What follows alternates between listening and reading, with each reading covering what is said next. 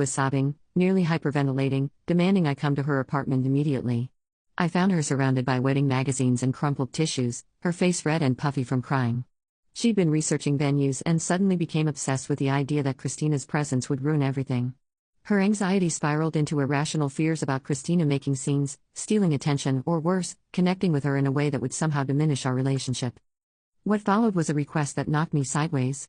Sophia wanted me to pay for a completely separate wedding ceremony, a small, intimate gathering in Hawaii where only immediate family would attend. She calculated the cost at approximately $30,000, including flights, accommodations, venue, and catering for 12 people. This would be the real wedding, she explained, while the original ceremony would become a decoy event that Christina could attend without disrupting the actual celebration of love and family. I stared at her in disbelief, struggling to comprehend how my level-headed daughter had concocted such an elaborate plan.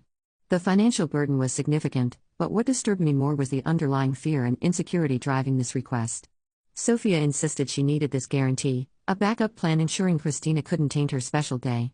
She pleaded, cajoled, and eventually guilt-tripped me about all I'd done for her, suggesting this was the ultimate test of my love as her mother. Michael supported my eventual refusal. We both agreed that enabling this fear-based thinking would set a dangerous precedent. I explained to Sophia that hiding from Christina or creating illusions wasn't the solution. If she truly wanted Christina at the wedding, she needed to process those feelings honestly rather than creating elaborate deceptions. Sophia didn't take this well, accusing me of cheapness, jealousy, and failure to understand her emotional needs. She threatened to elope if I didn't support her plan, manipulating my maternal instincts with practiced precision.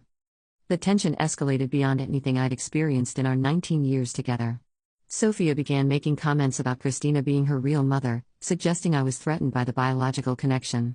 She started researching her mother online, sharing facts about Christina's current life: married to a successful businessman, living in a mansion in Beverly Hills, traveling extensively.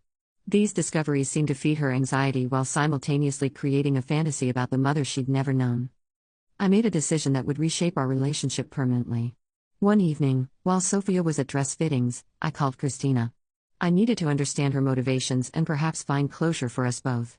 Christina answered on the third ring, her voice polished with the artificial warmth of someone accustomed to social performances. I introduced myself as Sophia's stepmother, and without hesitation, she launched into effusive praise about our shared daughter. I asked directly about her intentions. Christina's response was measured, almost rehearsed. She spoke about redemption, maternal guilt, and wanting to witness this important moment. But as the conversation progressed and we discussed details, cracks appeared in her carefully constructed narrative.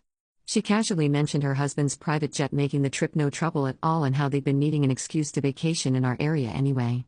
She referenced luxury spa resorts